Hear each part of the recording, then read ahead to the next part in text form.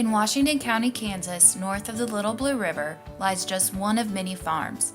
It has a house, a barn, a field, and of course, a German Shepherd named Hank. What separates this farm from others is its commitment and pride for continuing the legacy of Jandera Farms. John Jandera made his way from Bohemia, Czech Republic, and became a United States citizen on June 29, 1877. John was married to Anna Lose, and they had 3 children named Frank, Mary, and Anna. They settled on the west side of the Little Blue River. John and Anna's family grew, and they needed a bigger place to live. North of the Little Blue River, nestled back among the trees, was Mrs. Lillibridge and her rock house. Mrs. Lillibridge would only sell the house if John paid her in gold. John used the gold he had saved to purchase the property. Jandera Farms homestead would forever be established at this site. In 1920, John expanded Jandera Farms by building a new brick home. The bricks were hauled by mule and wagon from Endicott, Nebraska by John's grandson, Frank.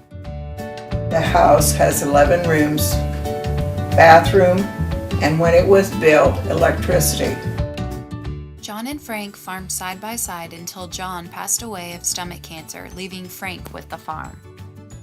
Frank married Irene Bond on July 8, 1930, and shortly after they moved into the brick home. They had 4 children, Robert Frank, Frank Edward, Leanna, and Elizabeth. Frank's oldest son, Robert, partnered with his father to continue the farming operation. Robert married Joyce Wilkinson on October 11, 1954, and they moved into the brick home in 1955 when Frank and Irene moved to Hanover, Kansas. Robert and Joyce had 4 kids that relied on Robert and Frank's commitment to the farm. Jandera Farms had built a tin sheep barn just south of the brick house that housed sheep and mules. On average, 10,000 head of sheep were run through the barn a year. Robert and Frank had a love for their cattle, spending numerous Fridays at the sale barn in Belleville, Kansas. They had 150 to 200 cow-calf pairs a year, with 200 to 300 head of cattle for the feed yard. They had breeds ranging from Simmental to Angus to Shorthorn to Charolais. In every cow's ear, anyone would find a notch.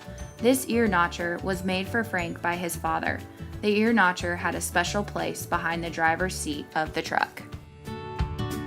All too soon, Jandera Farms experienced heartache when its 2 leading men were called home. Rob died May 24, 1997 due to a 4-wheeler accident, with Frank following him on July 8, 2002 at the age of 93. With the passing of Robert and Frank, Joyce was left with a decision: the future of Jandera Farms.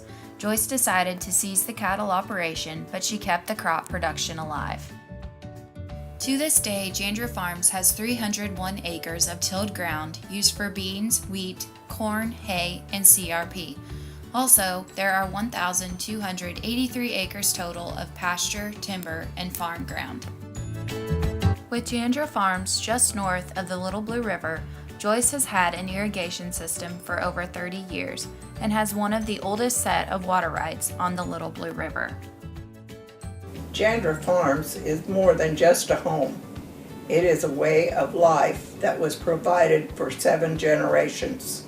It is a living legacy of the Jandera men and their wives who dedicated their time to pride in Jandera Farms.